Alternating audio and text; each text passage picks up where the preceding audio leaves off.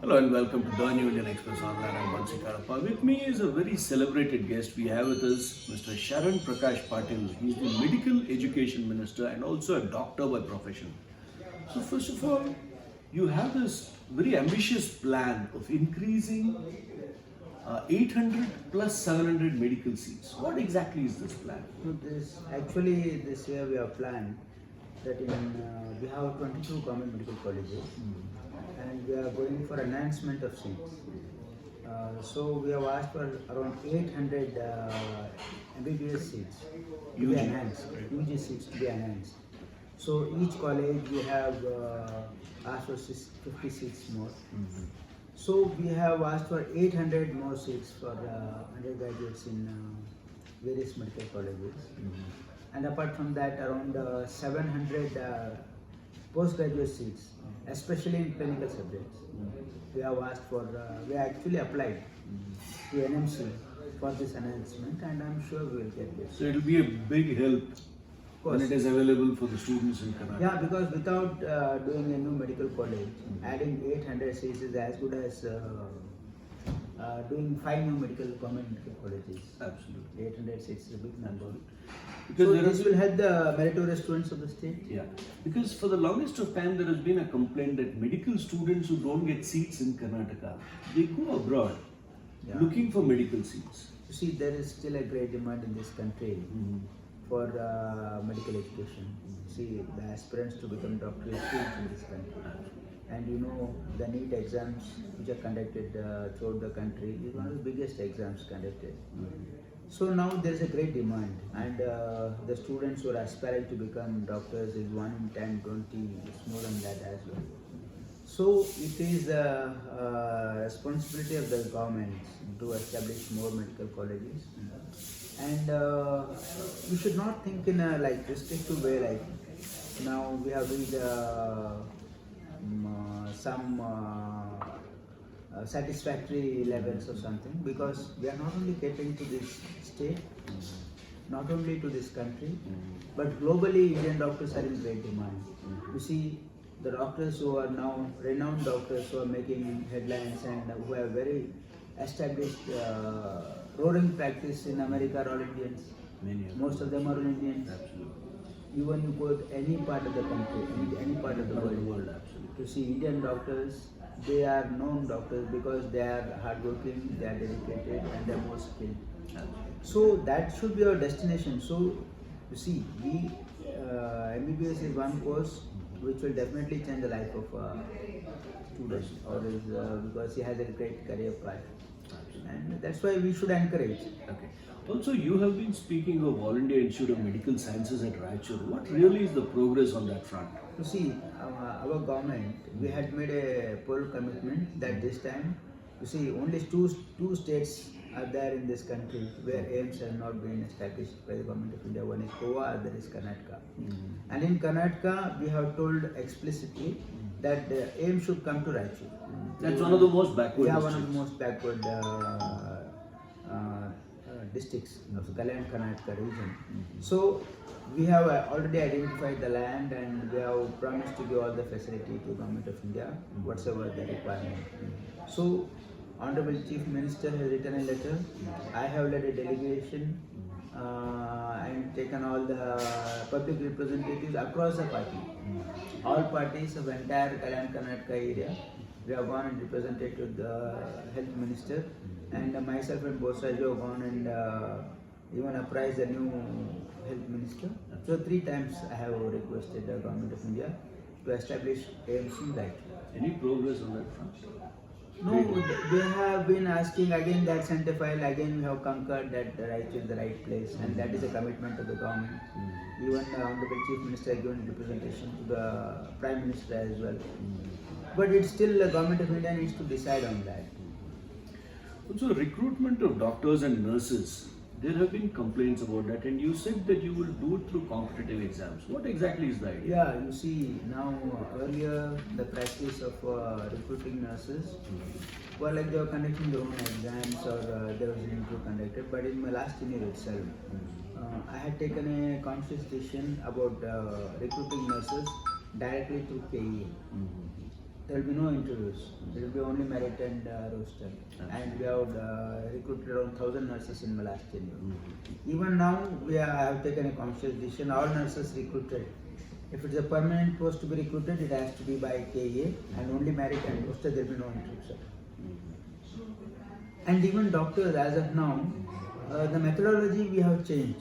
Earlier it was 15 marks, out of which 9 marks was credential, 6 marks for oral. That was the system being followed. Now we have migrated to more merit based. Like we have unmarked 100 marks. Out of 100 marks, 40 marks will be for their MBBS score, the merit in MBBS.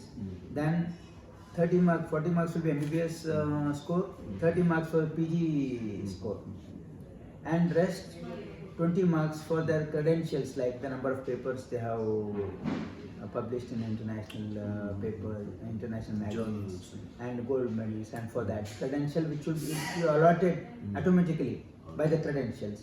Only 10 marks is there for orals. So the discretion is less. So that the merit prevails.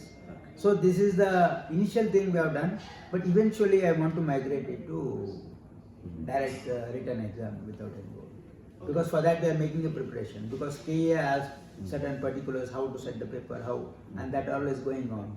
So once that is ready, we'll shift it to total exams, which will be like merit based. You'd spoken of a dearth of super specialists in Karnataka because many of them were retired, those places are not filled. And you had come up with a plan to enhance the retirement age. So what is that? Now the mission of the government, you see, earlier I was a medical education minister as well from 13 to 18. That time the goal was to establish government medical colleges in each district. So we have progressed a lot in that. We have done now 22 government medical colleges are there, and we are in the process of establishing 3-4 more in the government sector itself. And rest we are planning to do it on PPP model. And my second focus now is establishing super speciality hospitals across the state. So now in earlier tenure itself, I have got 3 super speciality hospitals sanctioned, one in Kalburgi, one in Mysore, and one in Belgaum. But unfortunately nothing happened last 5 years. But again now in this last 20 months, we have seen that all these are ready for inauguration. One, Mysore is already functioning. Kalburgi we are inaugurating on 16th, and Belgaum is ready for inauguration. We are also readying one in Bellary, and Raichur is already functioning. And you see now we want to establish super speciality facility across the state. We have done Jayadeva branch in Mysore. In Kalburgi we have done, and we are going to do one in Hubli next year. That we have planned one in each division. And also, this is to ensure that people don't come from all these areas to Bangalore. You see, the intention is like our Bangalore Jayadeva is overloaded. Like so many patients they can't handle. So we are decentralizing. So in each division you have division. Mysore is functioning very fine. Gulbarga is functioning very fine. No people are not coming to Bangalore. And Hubballi, once it is established next year, people are not coming here. So that we are giving quality services at no cost. You see, for BPL card holder, all the treatment is free of cost. And apart from that, we are establishing cancer centers. One we have done in Gulbarga, and one now construction is going on in Mysore, in Shimoga, in Mandya, in Tumkur. You see, we are trying to spread across. You see, one in Karwar. You see, spread across the state. We want to do tertiary care to the people of this state in a long run. And my vision is every medical college should have a trauma center and a super specialty hospital in the long run. So this is my 5-year plan. Like in coming days, every medical college in this state, every district should have a government medical college, and all those government medical colleges should have a trauma center and a super specialty hospital, so that all the facility are complete in the district. Because you see, if it is done, then that district, the poor and the middle class people who can't afford tertiary care, they will get it free of cost. Absolutely. So this is the intention of the government. And the Yuvanidhi What exactly? And for that, Mhm. I missed to say that Mhm. super speciality, we need to encourage for them to work in government sector, All right. isn't it? Mhm. Because they have very lucrative offers in the private In sector. private sector, absolutely. So we want to use them here. Mhm. So I am planning to increase only for super specialized specialists their retirement age from 60 to 65. Mhm. That I am moving a cabinet note on that. This is only to ensure that this lack Yeah. of doctors In super that is special, filled in up, super yeah. in government super specialty. specialty hospital, the super specialists come and work in the government sector. Absolutely. So on this UNID, can you tell us a little bit on the UNIDs, the You see, beneficiaries? UNID, you see, skill development is my one more portfolio which I am holding, and UNID is one of the guarantees, which is a flagship program of this government. Here, our promise is like we will give 3,000 rupees unemployment allowance for every graduate who has passed out 2023 onwards, and 1,500 every month for 2 years for all diploma holders. This is our promise. So now we have started last August we started the enrollment, and now we have 2,80,000 graduates and diploma holders who are enrolled with us online. All right. And out of that, we are already giving them money to around 1,70,000 people, and rest are in the pipeline because they need to complete 6 months before they get this. So this is definitely helping. At least the intention of the government is to take unemployment down. Absolutely. We want to enumerate them. We want to bring them on one platform and see how many people are there, like who needs to be addressed, and how we should do that. So we are bringing them on a common platform. So now we know 2,80,000 graduates. You see, either they have not gone for higher education, nor they have got employment. So they need to be like given unemployment allowance, and in future they need to be mapped and skilled and placed. Is the intention of the government. So in this regard, so what we are doing now is the focus of my department now, and ITBT department as well, is like whomsoever is enrolled in UNID, we are trying to give them employable skills apart from unemployment allowance, and trying to place them. For which we are holding various job fairs. I did one in Bangalore. No, so that is my next question. In Karnataka, there's so much of unemployment, and many of them are not fully educated. They are not graduates. So many of them may be just +2 or maybe 10th pass. So is there some opportunity for you to impart some skill to ensure their Yeah, employment? you see, that's one of the intention of the government, and that's what one of the scheme in which my department is trying to. Not only that, you see, if you see the overall picture in the country, unemployment is the biggest problem this country is facing, and central government is not acknowledging it, unfortunately. But Karnataka is well placed throughout the country that unemployment is the least at Karnataka. But still, my government is recognizing this problem and trying to find a solution to that. What you mentioned is like there are many people who have not completed their graduation, who are only +2, 10+2, or only 10, they are not even passed. This is one part. Apart from that, I am telling you, all the graduates, nearly more than 1 lakh students graduate as an engineers every year in Karnataka. There are more than 200 engineering colleges. You know the placement rate is only 20%. Engineers I am talking. And you see, all ITI, nearly we have 270 government ITI colleges, and around 190 aided and around 750 private. You see, the placement is only 30 to 40%. We have so many polytechnic colleges, employment is less than 25%. Even with the technical graduates, the employment rate is quite low, except the only exception is TDTC, Common Tool and Training, where the placement is 100%. 100% placement happens there, because the system of teaching there is they're actually working on the machine. Absolutely. It's a hands-on training. So this is the scenario. Apart from what you are talking, that we are not even touched even the graduation who are not completed, and +2 and 10. For everybody, there is a skill gap. what is required by the industry. We have called a meeting of the industry partners as well. We have taken feedback from them, myself and Priyank.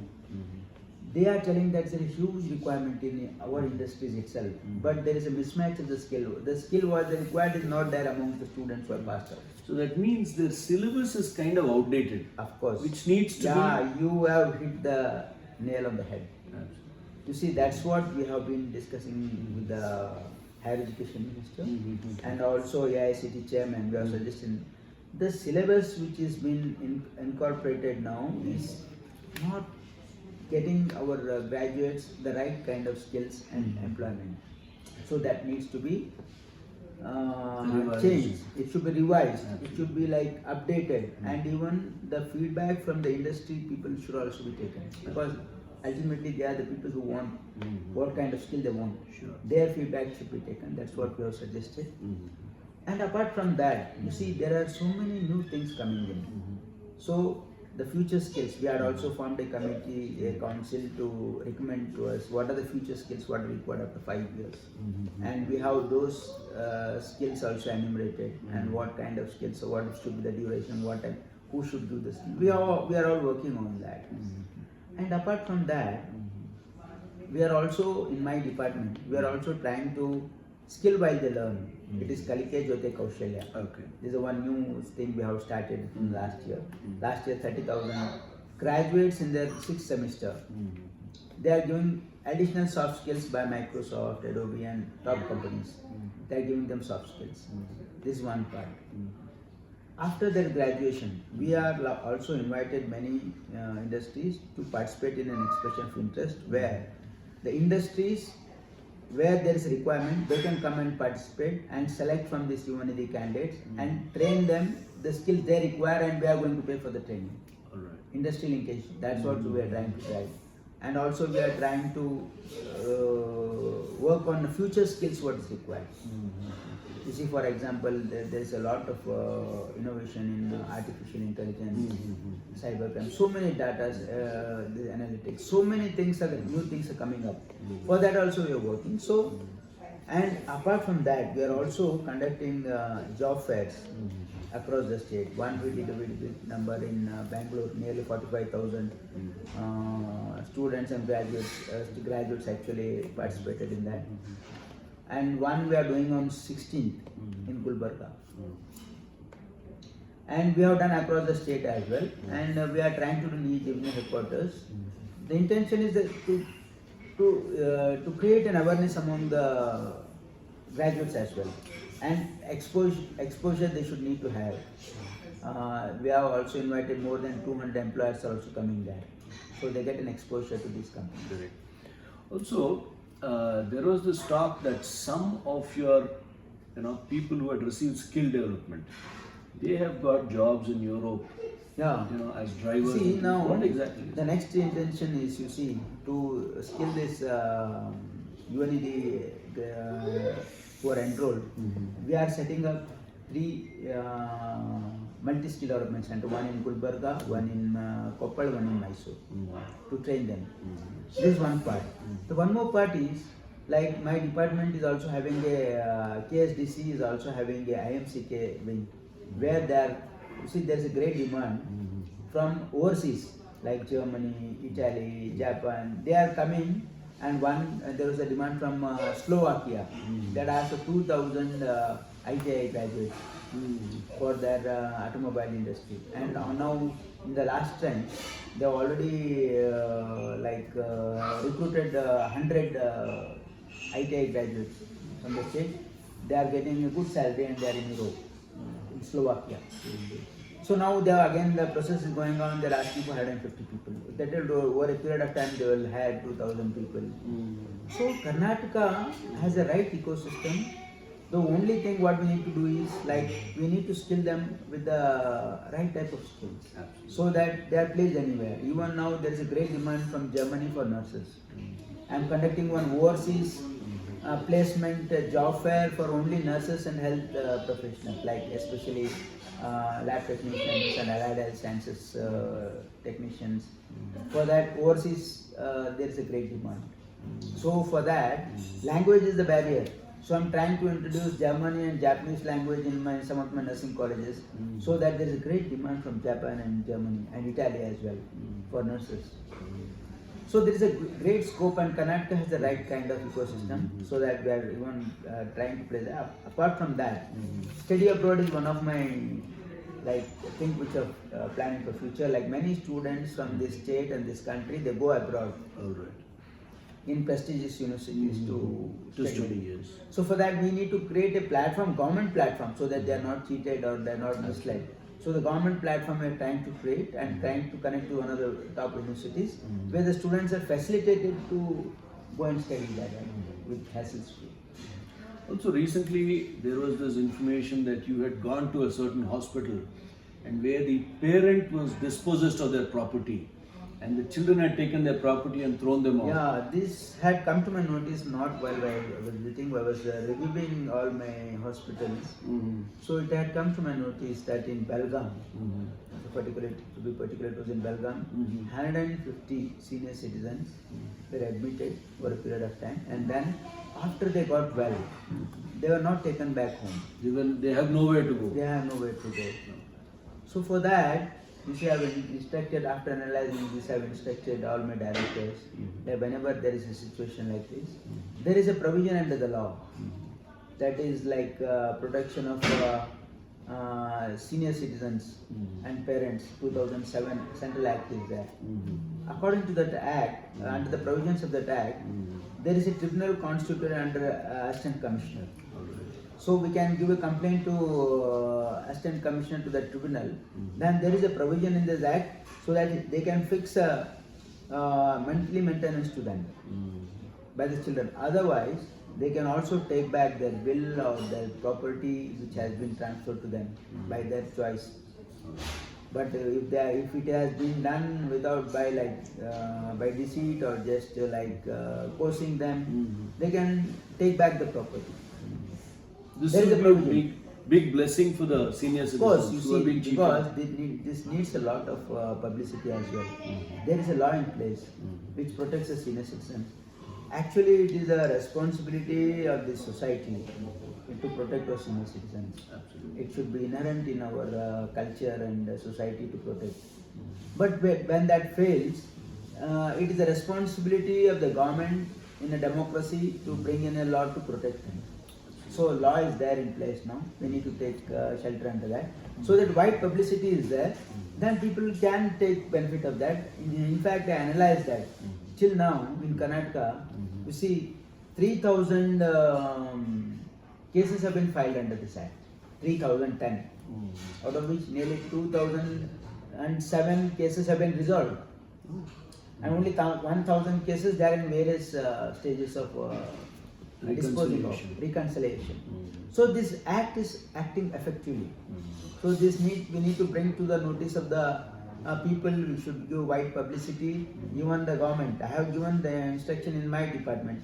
Various government sector, NGOs, and citizens should come forward and ensure that the benefit of this Act is taken when there is a situation where the senior citizens are abandoned or disowned. That is not appropriate. It's not culture actually. But sometimes it happens. So that law should be there to take, and it's a responsibility of the government in any democracy to protect them. Okay, thank you. There it is, Dr. Sharan Prakash Patil, Medical Education Minister, who's also a medical doctor by profession, saying that senior citizens who have passed on their legacy, their will to their children, should not be thrown out of their houses. And he actually revokes an act of 2007 to ensure that if a child behaves irresponsibly or if he throws his parent out of his house, he can be dispossessed of his will. A very far-reaching proposal really, which has helped about 2,000 plus senior citizens already. Thank you for watching.